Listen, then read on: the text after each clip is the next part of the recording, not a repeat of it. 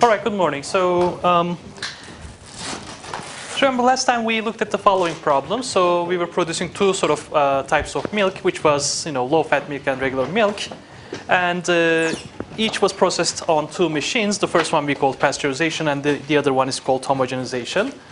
And we said that each type of milk actually has to go through these two processes. But then we had some restrictions, which we actually called constraints. So we had restrictions on the available machine time. And then we sort of came up with the following mathematical model, which is on the board right now. So X1 was the number of liters of low-fat milk that we would like to produce. And X2 is the number of liters of regular milk that we would like to produce.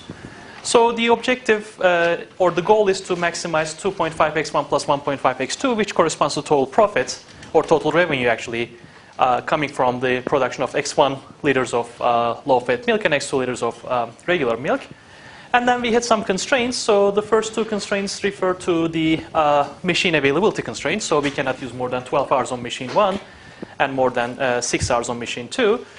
And since X1 and X2 denote the production amounts, they cannot be negative, right? So we made sure that X1 and X2 can only take positive values, or non-negative values more precisely.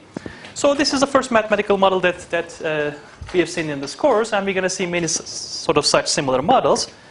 But before that, I'd like to give you some sort of definitions related to this model, because from now on I'm going to use these terms over and over again. So the first one is the following. So I'll say some definitions.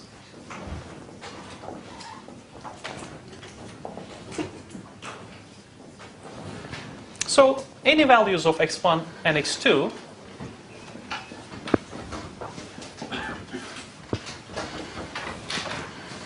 that satisfy the conditions 2 through 5 simultaneously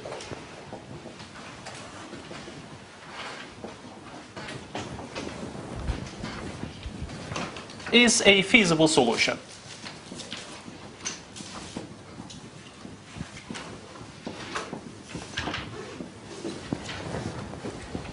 So essentially, I put some numbers over here. So 1 is the objective function. 2, 3, 4, 5 are the constraints, if you recall from last time. So any value of X1 and X2 that satisfy all of these 4 constraints, all of these 4 relationships basically, will be called a feasible solution of this problem. Okay, so if you would like to see an example, for example, X1 can be 0 and X2 can be 0. So do those values satisfy all these constraints, all these relationships? Well, if you just plug in X1 equals 0 and X2 equals 0, obviously the first one is satisfied. Okay, the first constraint is satisfied, second one is satisfied, and these two are also satisfied. So as a result, that would be a feasible solution for my problem. Okay? It's not going to be a very good solution, but it is a feasible solution, right? So what is the corresponding profit for that solution? What's the corresponding revenue, more precisely? 0, right? Because if I produce nothing, then obviously I get nothing. So another example would be the following. So X1 can be 10 and X2 can be equal to 5, for instance. So let's quickly verify that that's a feasible solution. Well, if I plug in 10 and 5 here, so 30 plus 10 is equal to 40, and 40 is definitely less than 720, so the first one is satisfied. 10 plus 10 is equal to 20, and 20 is obviously less than 360. And 10 is non-negative, and 5 is non-negative. So as a result, that would be another feasible solution, right? So for example, among the two, which one would be a better solution for me? The second one, right? Why is that? Because total revenue coming from the second one would be larger than the first one, right? So as a result, one way to see this problem is the following. Among all feasible solutions of this problem, I would like to find one which actually gives me the largest total revenue. Okay, so there are many different feasible solutions that I can construct. And among all those solutions, what is the one that would give me the largest revenue? Okay, so this is precisely the problem that we would like to solve. Any questions about the feasible solution? So one way to think about this in the context of our problem is, think of a feasible solution as a feasible production schedule. Okay, so something that you can implement actually. Okay? And among all production schedules you can implement, what is the best one? The one that gives you the largest total revenue. So that's the problem that we're interested in. Okay?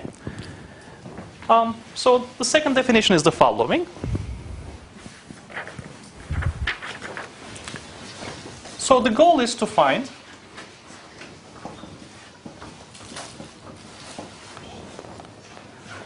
the best feasible solution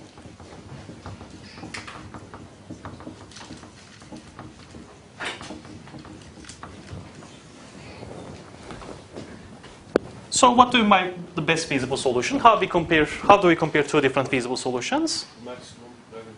Exactly, based on the total revenue, right? So where we compare different feasible solutions,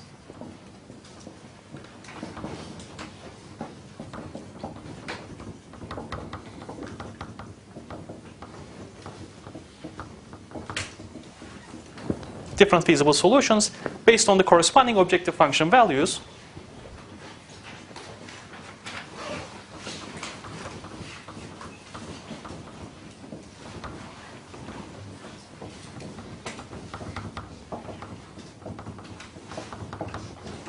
Objective function values given by 1.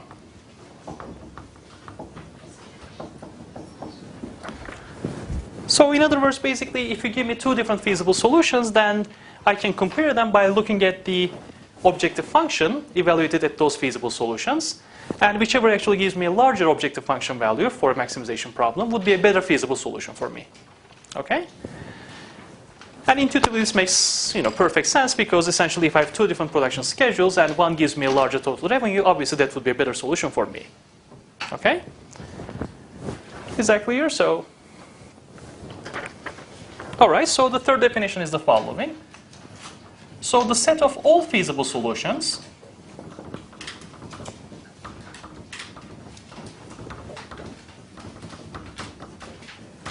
so the collection of all feasible solutions that I can come up with for this problem is called the feasible region.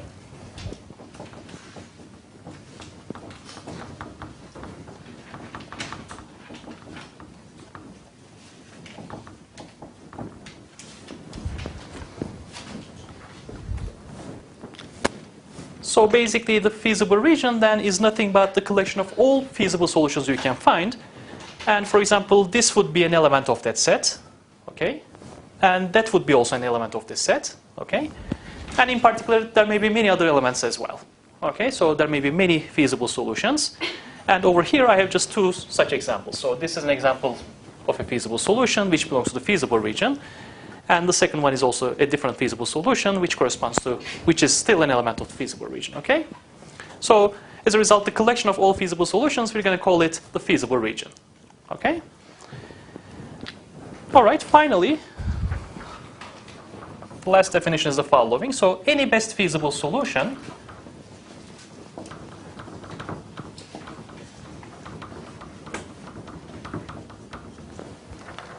is called an optimal solution.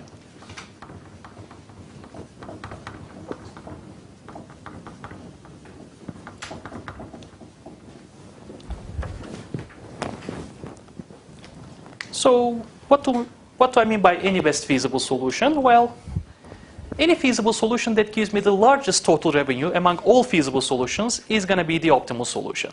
Okay? Why am I saying any best solution instead of the best solution? There can be the best solution. So the reason exactly is the following, because there can be two actually different production schedules that give me the largest total revenue, right? So for example, I may be in a situation where I can either produce 10 liters of low-fat milk and nothing, or 0 liters of regular milk, or I can produce 0 liters of low-fat milk and 15 liters of regular milk, and they can give me the same total revenue, basically, right? So as a result, I can achieve the same total revenue by using a different sort of combination of products or different production schedules. Okay? So as a result of that, we call any best feasible solution. So basically, in general, there can be more than one optimal solution for a problem. Okay? So we can actually look at different types of optimal solutions later on. But any best feasible solution, we're going to call it an optimal solution. So this is where the word optimization actually comes from. Okay? Any questions about this? Is it clear why we call it any best solution? All right. So as I mentioned, this is actually an example of an optimization problem, okay? But it's a special type of an optimization problem, okay? So this type of an optimization problem is called a linear programming problem. So So this model is an example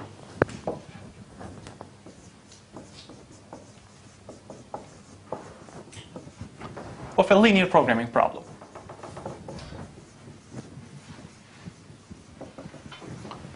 And from now on, I'm going to use LP for short.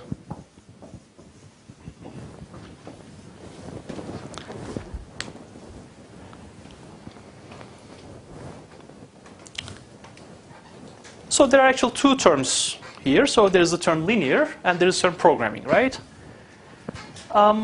First of all, let me just warn you against the word programming. So this programming has nothing to do with computer programming, okay? So this is a sort of traditional term that was used, back in the 50s when, the computers were not so popular at that time, okay? So the word programming actually refers to planning, okay? So that's how people actually used it at that time. So as I said, this programming has nothing to do with computer codes or programming, okay? So this is sort of like, you can think of it as a planning, okay? So it's a planning problem in some sense, okay? The other important one is linear, and I'm going to sort of explain why that term is also important. But it turns out that this mathematical model that we came up with is a special case of a linear programming problem, okay? Is an example of a linear programming problem. So let me give you the definition of a linear programming problem in general.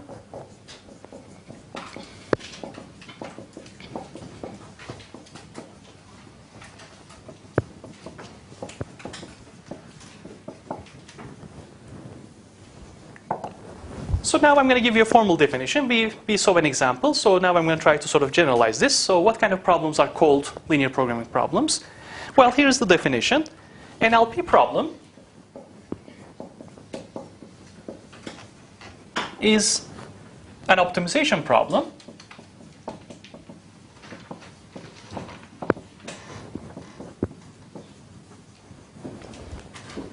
so it's a type of optimization problem, basically, in which the goal is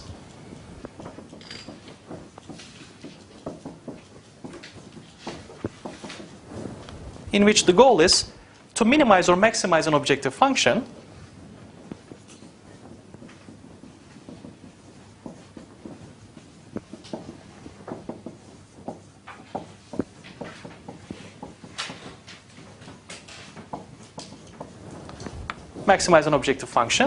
Remember, our objective function in this example is this function right here. So this is the function we want to maximize.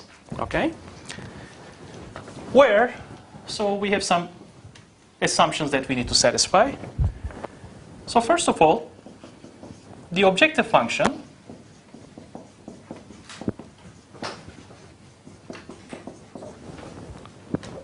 is given by a linear combination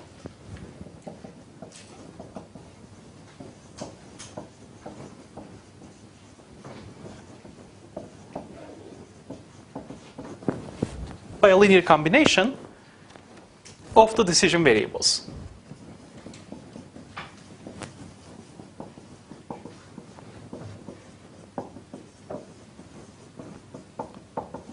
So what does that mean?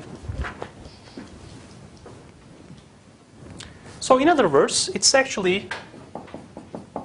is of the form of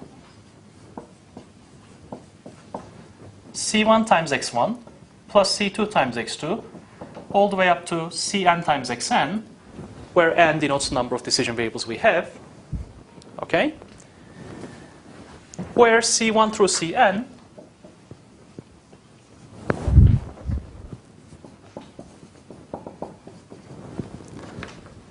are the given parameters of the problem,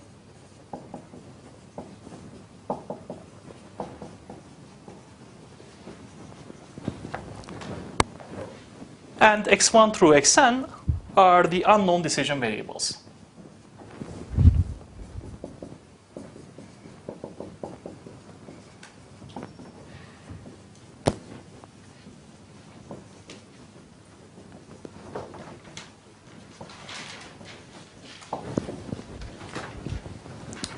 Okay, so now hopefully you start seeing where the term linear comes from.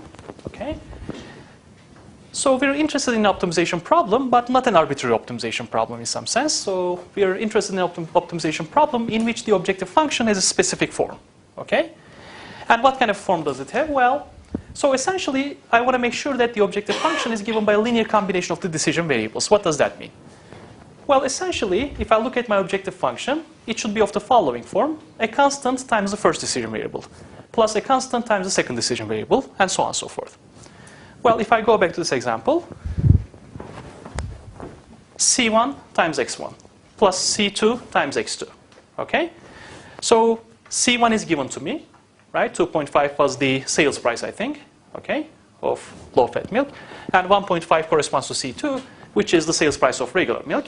Okay? So these are given to me. And my decision variables are X1 and X2. So in this example, n is equal to 2, for instance. Okay? So in general, you can have as many variables as you want. Of course, you have to have a finite number of variables. You can have 1 million variables, 10 million variables, and so on and so forth. But in any case, the objective function should always be in this form. Okay? Now, let me actually give you a remark. So if you think about this a little bit, this actually gives you a certain restriction, right, on the objective function. Okay?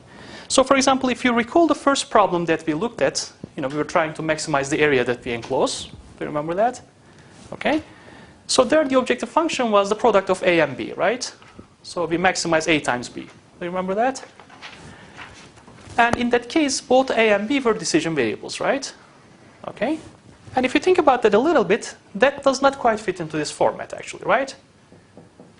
Why not? Because, the only sort of possibility we have is that for each decision variable, it has to be multiplied by a constant, and then we have to add them up. Okay? However, if you think about the area problem, there we actually multiply 2 decision variables. Okay? And that does not fit into this format. Okay? So as a result, basically that problem is not an example of a linear programming problem. Okay? So this shows that not every optimization problem is a linear programming problem. Okay? So in other words, linear programming is a sort of special class of optimization problems. So you can think of, this is a set of all optimization problems, and somewhere here is a set of all linear programming problems. Okay? So there are optimization problems which are not linear programming problems in general. Okay? So that's important. The second remark is the following. So this basically implies that, so if I give you a problem, okay, and if I ask you to model it as an LP problem, such as this one, you should never ever multiply 2 variables. Okay? So that's something you should always avoid, because if you do that, then your model would no longer be a linear programming model. Okay? So the only type of constraints you're allowed to have is this type. So basically, you have to have a linear combination of your decision variables. Whereas in the total area problem, A times B is not a linear combination of the decision variables. Okay? So you actually multiply them, so you no longer have this property. So I want to emphasize this because this is important, and if there are any questions, this is a good time to ask. Is that clear? Is the distinction clear? All right. So this is one reason where the term linear comes from. Okay, the objective function should be a linear function of the decision variables, basically. What else do we need? Well,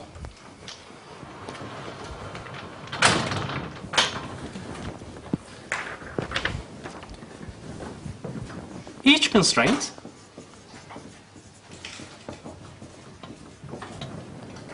is a linear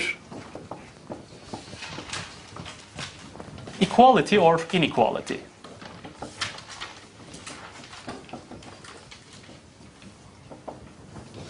So in other words, each constraint looks like the following: A1 times X1 plus A2 times X2 plus all the way up to AN times Xn. So I can have one of the 3 relations here. So I can either have greater than or equal to, I can have less than or equal to, or I can have exactly equal to.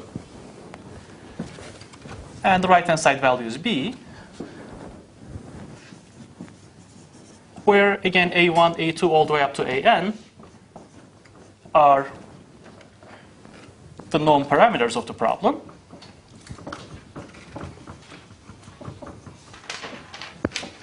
And X1 through Xn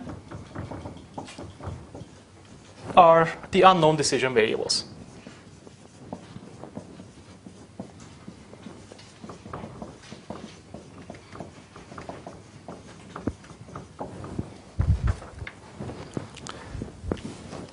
Okay, so basically, if you think about this a little bit, if you look at the left-hand side of my constraint, Well, it's exactly in the same form of the objective function, basically, right? So the left-hand side of the constraint should also be a linear combination of my variables, basically. Okay? The right-hand side is a constant, is a parameter. And in between the right-hand side and left-hand side, I can have any one of these three relationships. I can either have greater than or equal to, I can have less than or equal to, or I can have exactly equal to. Okay? So these are the only three types of constraints that I allow in linear programming. Okay? So I can never have, for example, strict greater than or equal to. Sorry. I can never have greater than. So I can never have a situation where, the left-hand side is strictly greater than the right-hand side. So that can never happen. I can never have a situation where the left-hand side is strictly less than the right-hand side. So I should always have weak inequalities. What does weak inequality mean? So less than or equal to. Okay? So we never have strict inequalities such as this one, such as these two. And we also allow equalities as well. Okay? So in order for an optimization problem to be called an LP problem, then, the objective function should be of this form. And each constraint should be in this form with one of the three relations in between. Okay? So I can either have less than or equal to constraints, I can have greater than or equal to constraints, or I can have equality constraints. Okay? Let me go back to this previous problem again. For example, if you look at the first constraint, again, a parameter times the first variable, plus a parameter times the second variable, less than or equal to another parameter. Okay? So think of this as A1, A2, and this is my B. Okay? The same is true for this one. Well, what about this constraint right here? There is no x2. Is that a problem? So that's not a problem because, I have 1 times x1 plus 0 times x2 is greater than or equal to 0. Okay? Because essentially, if I go back here, I have no restrictions on a1 through an. Okay? They can be any numbers. They can be positive, negative, 0, so on and so forth. So the only requirement I have is that, again, the constraint should be a linear combination of the variables as well. Okay? So if I go back to my remark about the objective function, so you never multiply two variables in the objective function. Similarly, you never multiply two variables in the constraints either. Okay? So the reason why this is called linear programming is that, so this is a linear function of the decision variables. So the objective function is a linear function of the decision variables. And the left-hand side of each constraint is also a linear function of your decision variables. Okay? This is the reason why we call this linear programming. So it's a special class of optimization problems where both the objective function and each of the constraints would be a linear function. Is that clear? Okay? As I said, there may be situations such as this one where some variables do not appear at all in your constraints or in the objective function. Well, you can always think of it as 0 times that variable. Okay? So you can always add that and you can always put every problem into that format. Okay? Any questions? All right. So next what I want to do is I want to talk a little bit about which problems can be modeled as a linear programming problem. Okay? So I want to highlight some important sort of remarks.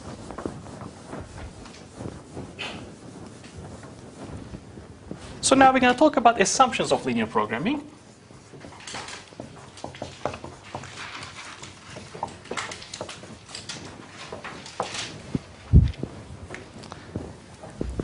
Now, as I said, earlier, if you recall the first problem that we looked at, we want to sort of compute the largest area that we can enclose.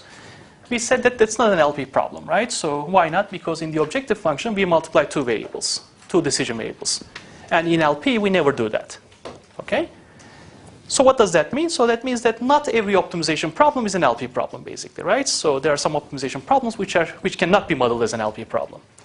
So now the question is the following. Which problems can be modeled as an LP problem? So what kind of a property should I be looking for so that I can model it as an LP problem? Is the question clear? All right. So, well, let's think about it a little bit. So I want to make sure that the objective function should be in this form. Okay? Now let's think about this a little bit. So in particular, let me focus on the contribution of x1 in the objective function. Okay? So I'm just looking at the contribution of the first decision variable. I'm just ignoring the rest for now. Okay?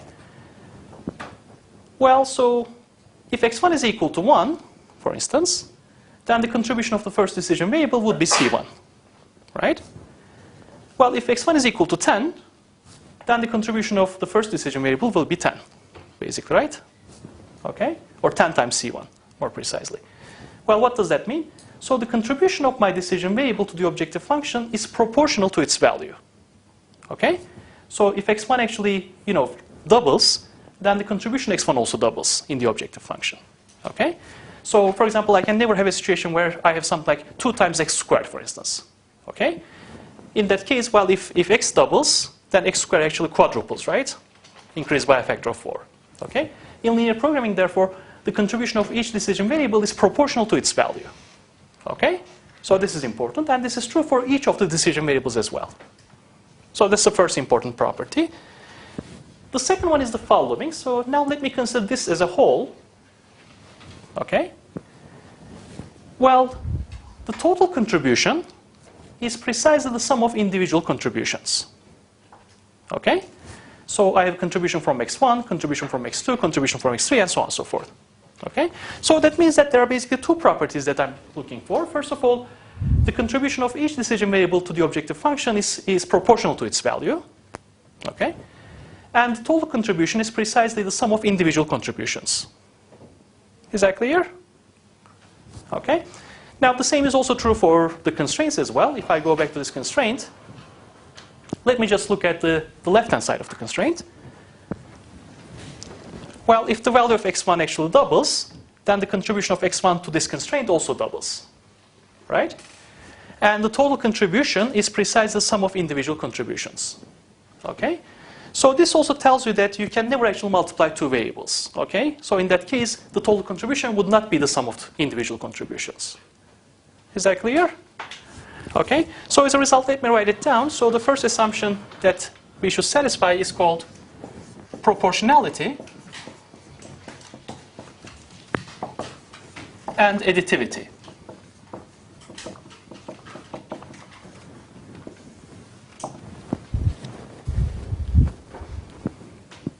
Which is basically what I just explained. Let me write it down. So the contribution of each decision variable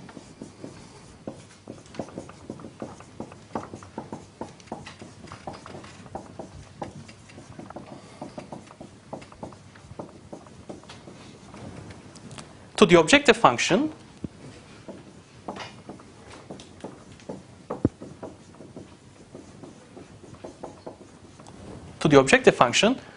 and to each constraint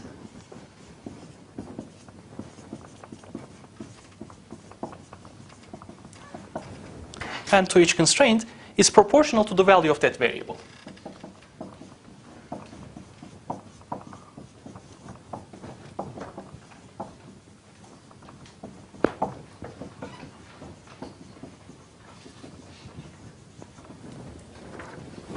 So this is what I just explained earlier, basically.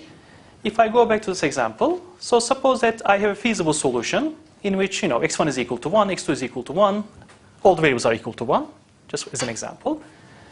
Then total contribution will be c1 plus c2 plus all the way up to cn, right? Well, if I increase the value of each variable by a factor of 2, then total contribution will also be doubled, basically, right? Okay, so this is why we actually have the word linear here. So everything actually scales in a linear way. Okay? So we never have a situation where we increase the value of x1 by 2, but the contribution increases by a factor of 4 or 5 or something like that. Okay? So as a result, this is what we need. The second one is the contributions from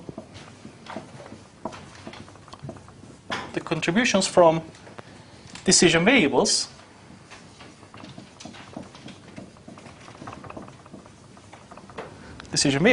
are independent of one another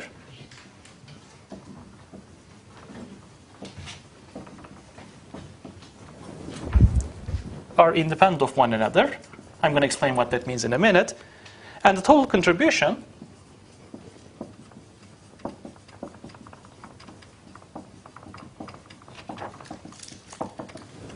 is the sum of the individual contributions.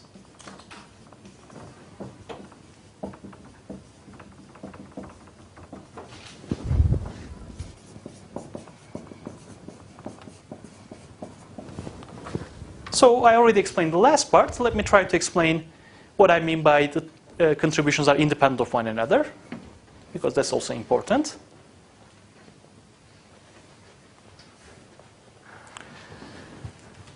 Well, once again, let me just go back to this example, this general sort of definition. So if I increase the value of x1 by 2, then the contribution of x1 actually increases by a factor of 2, right? But the contribution of x1 has nothing to do with the contribution of x2 here, right? So as a result, the contribution coming from x1 is completely independent of the contribution of x2, okay? However, if I go back to the original, the first problem that we looked at, where we sort of try to maximize the area, for example, we multiply a and b together, right? So if I increase a by a factor of 2, and if I increase b also by a factor of 2, then the contribution actually increased by a factor of 4 in this case, okay? So now they're not independent anymore, actually. They depend on one another, okay? Whereas in linear programming, each contribution should be independent of one another. So this is an important requirement, okay? So what does that mean? So if you have a problem where the contributions are not independent of one another, then that problem cannot be a linear programming problem, okay? So in order for it to be a linear programming problem, all of these assumptions should be satisfied, okay? And if I go back to the example that I just erased, basically all those assumptions are satisfied, okay? The contribution of low-fat milk to total profit is independent of the contribution to the contribution of the regular milk to the total profit, right? So they're completely independent of one another. And the total contribution is sum of the individual contributions. So my total revenue is the revenue from low-fat milk plus the revenue from regular milk. Is that clear? All right, so this is the first assumption. What about the other one?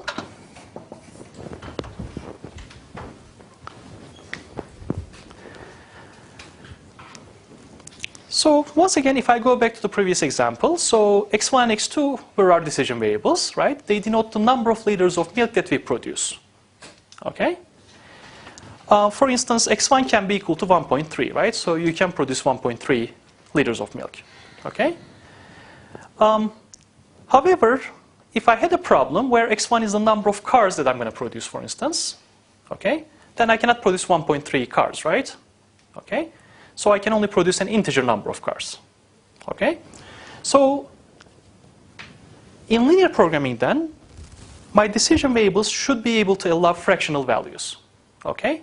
So for example, if I go back to the milk example that we had, so I can produce 1.57 liters of milk, okay? However, as I said, I cannot produce 1.57 units of airplanes, for instance, okay? So in order for a problem to be modeled as linear programming, the decision variables should be fractional, so they should be allowed to be divided, basically. Okay, so we call this the divisibility assumption.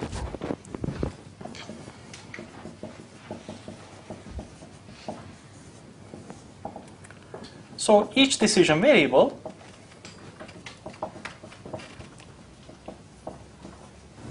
is allowed to take fractional values.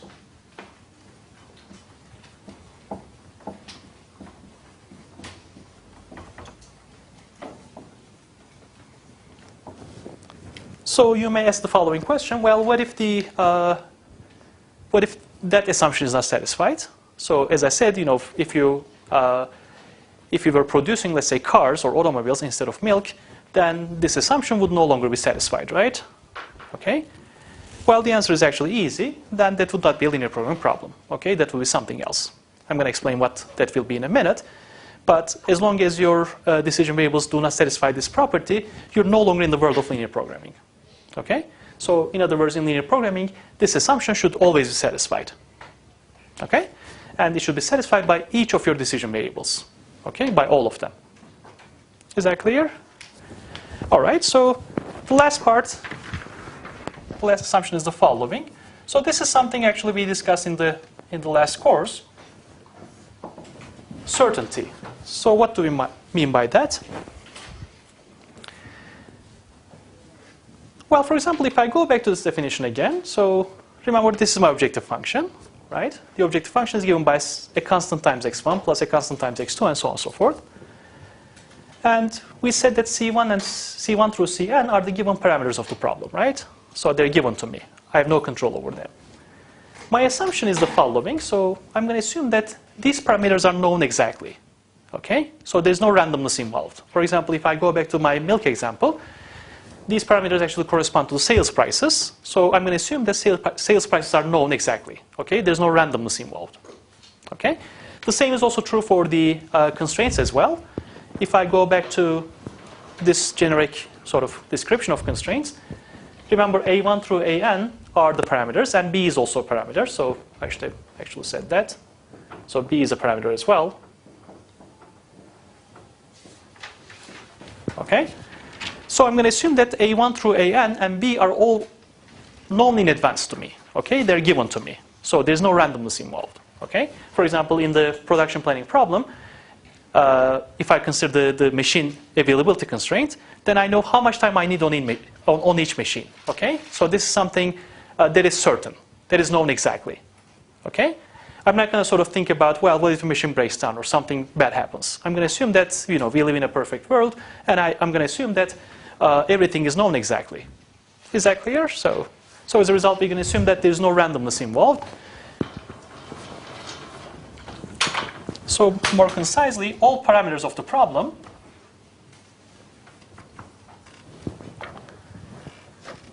are known exactly.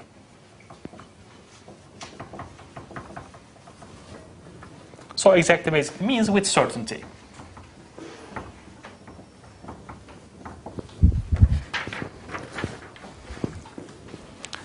Well, you may rightfully ask the following question. This is a pretty strong assumption, basically, right? So, we don't live in a perfect world, okay? And we don't know everything in advance, exactly. So, isn't this a restriction? Yes, this is a restriction, definitely. And the next question might be the following. So, what if this assumption is not satisfied? Then what do we do? For example, remember I gave you the portfolio example, right? Portfolio optimization problem. So, we don't know what the stock market will do next year, right? So, it can crash or it can go up, so I don't know, okay? So the question is, well, how am I going to solve that problem? Well, so by this assumption, basically that means that you cannot really model it as an LP problem because there's not certainty in the stock market. Okay? You have to use some other tools. Okay? So as a result, in linear programming, we assume that everything is known exactly. And there are a lot of settings in which actually this assumption is not a strong assumption. Okay? So for example, in production planning, as I said, you know the cost of your products, you know the sales prices, you know your machine times, and so on and so forth. So as a result, there are a lot of settings in which this assumption is already satisfied. Okay? Or for example, if you want to sort of find the shortest path, okay, the shortest route to your home, then distance is already known, right? So there's no uncertainty there. So you know, for example, how many kilometers you need to drive to go to Bahçeli from here, right? Okay? So that doesn't change. Okay? Well, driving time may change, depending on the traffic and so on and so forth, but the distance itself is the same. Okay? All right, so any questions about this? Yes? What about this independent property?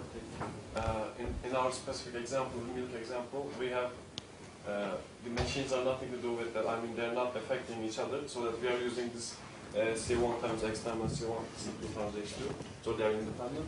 Okay. But for example, what if the machines are affecting each other? They're not independent, so are we going to use the same property again? What do you mean by exactly machines not being independent? I mean, for example, X1 and X2 are independent. Right. Because in our example, X1 and X2 stands for the machine time, right? X1 and X2 stands for the production amounts, okay? So they're not affecting each other. But if there is an example that these two are affecting each other? Well, okay, that's not quite true, actually. Let me rephrase what I said. So they are affecting one another, but because, for example, if you produce too much low-fat milk, then you don't have resources to produce regular milk, right? So there's a relationship between them. So what I'm trying to say is the following. Their contributions are independent, okay?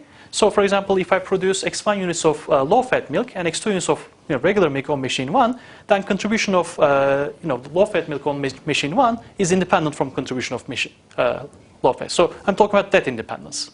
Okay? So as I said, the total machine time is precisely sum of these two components. Okay? So how much time I need for regular milk plus how much time I need for low-fat milk. So these two are independent. Okay? There's no sort of overlap between these two contributions. Okay? Other questions? All right, so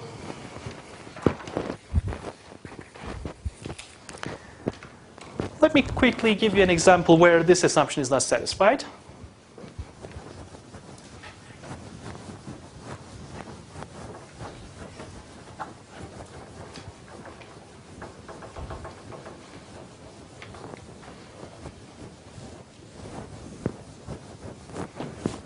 So consider the following example. So I have example 4 in my notes. So I'm going to just stick to my numbering scheme. This may be the third example in your notes, but just stick with me. So in the previous example,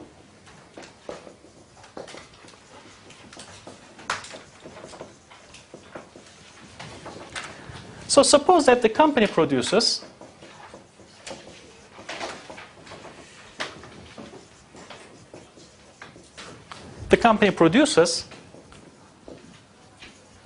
actually cartons of milk instead of liters of milk.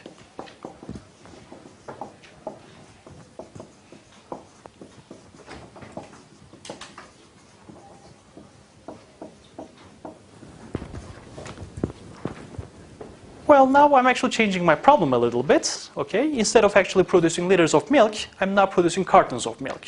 Okay. Now, what kind of an effect does this change have on my problem? So now I can no longer produce a fractional number of cartons, right? So I can only produce integer number of cartons. Okay. So this may look like a simple change, but it's actually a quite big change in terms of the sort of type of problem. So in this case, divisibility assumption is no longer satisfied.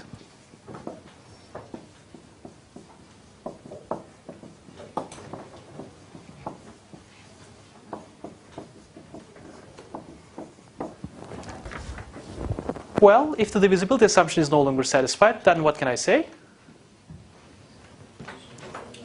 So this would no longer be an LP problem, basically, right? Because one of the assumptions here is not satisfied.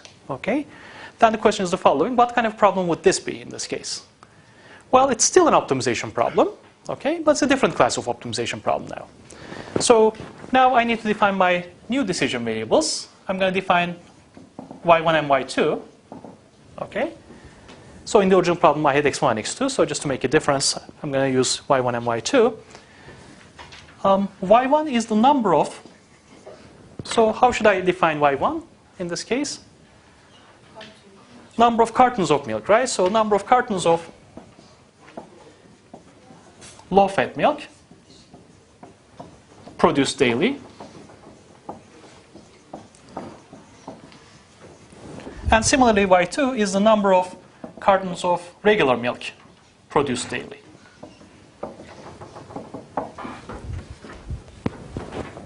Okay? So this is the only change actually in terms of the definition of decision variables. So instead of liters of milk, now I have cartons of milk. Okay? Now what about the formulation? So here's my new model. So I'm assuming that all the other parameters are the same. Okay? The sales prices, machine availability, and so on and so forth. So I still need to maximize 2.5 y1 plus 1.5 y2. I still have machine availability constraints. 3y1 plus 2y2 is less than or equal to 720. Of course, I mean, I didn't mention this, but I'm assuming that in the first problem, everything that we had in terms of liter, now we're going to have in terms of cartons. Okay? So in the previous problem, we had 3 minutes per liter. So now we have 3 minutes per carton, for instance. Okay? I didn't write them down because I don't want to waste time. Then y1 plus 2y2 is less than or equal to 360. Then we have non-negativity constraints.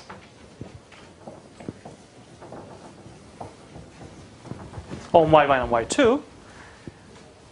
But now to signify that y1 and y2 can only take integer values, we actually add the following lines. So at the end, we say that y1 is an integer and y2 is an integer. So now, essentially what I'm doing is the following.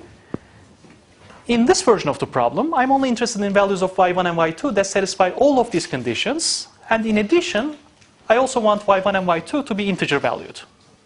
Okay? So let me ask you the following question.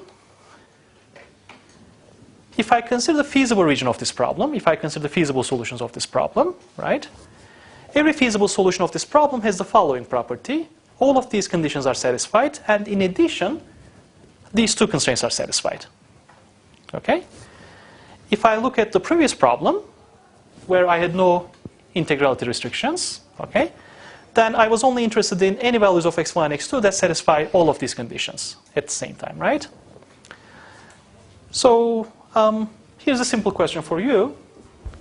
If you compare the feasible solutions of this problem with the feasible solutions of the previous problem, okay, which one actually has a larger set of feasible solutions?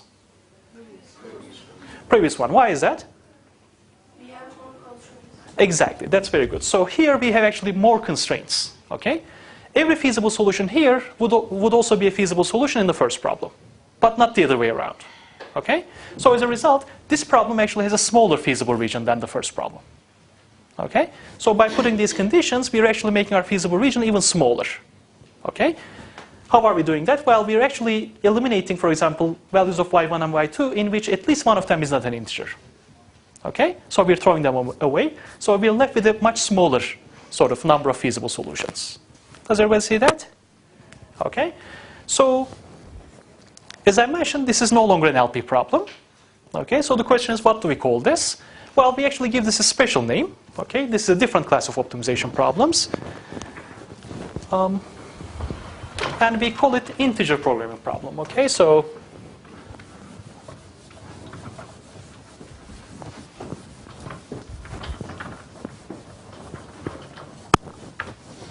let me write it down.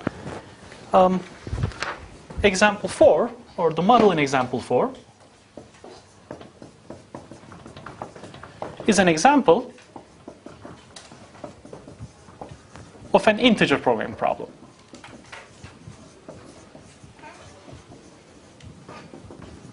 And we mostly use IP for short.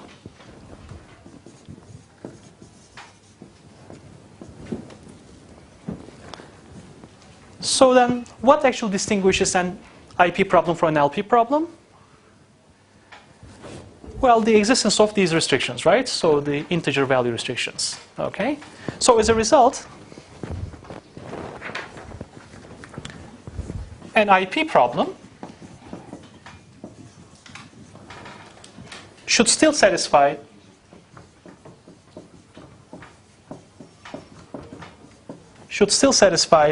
assumptions 1 and 3,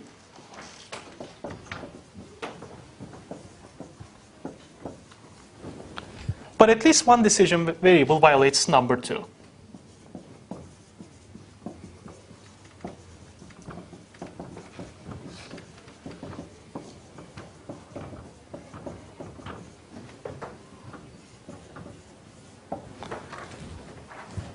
So in other words, basically, there are some similarities between linear programming and integer programming.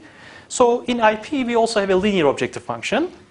We also have linear constraints, just as in LP. The only difference is that now I no longer restrict that y1 and y2 should be fractional. Or put differently, I now restrict that y1 and y2 should be integer valued. Okay? So even if I have only one variable which is integer valued, this is still an IP problem. Okay?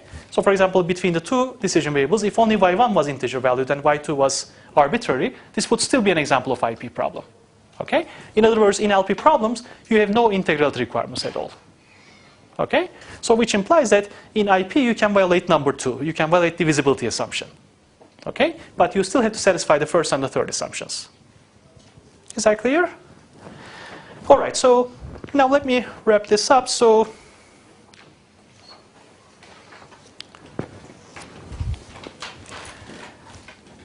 what are we going to do in this course? Well, as I mentioned, in the first 6 weeks or so, we're going to construct models, mathematical models of problems, okay? And some of them will be LP models, and some of them will be IP models, just like this one, okay? So as a result, in the first 6 months, we're going to sort of, try to familiarize you with this concept of modeling. So given a problem, how can you model it as a mathematical model, okay? As a mathematical problem, just like we did here. Then what are we going to do? Well, in the second part of the course, as I mentioned, we're going to see how we can solve LP models. Okay, so in this course, we're going to only be dealing with LP models for the solution. Okay? You may ask the following question, well, what about the solution of this type of problems? What about the solution of IP problems? Okay?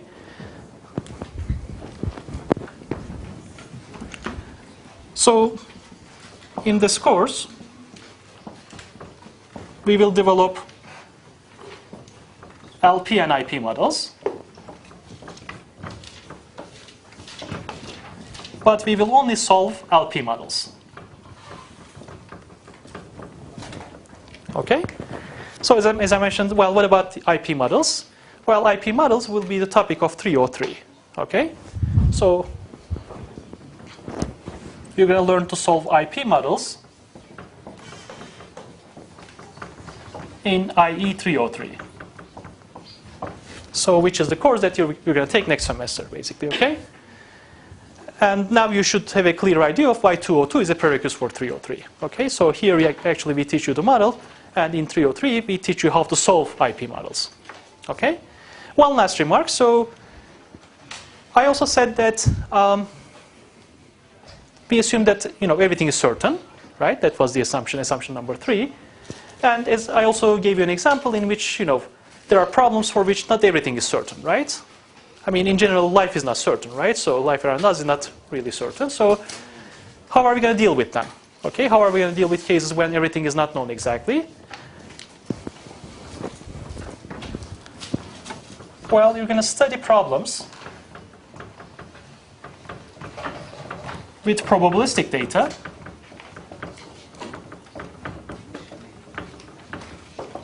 in IE-325. So IE-325 would teach you how to deal with problems when everything is not certain. Okay? So as a result, step by step, we're actually preparing you to be an industrial engineer. Okay? So we start with LP, then IP, and stochastic. So IE-325 is a stochastic process or stochastic modeling course. So as a result, this is the sort of layout for your coursework. Okay? Any questions? I'll see you next time.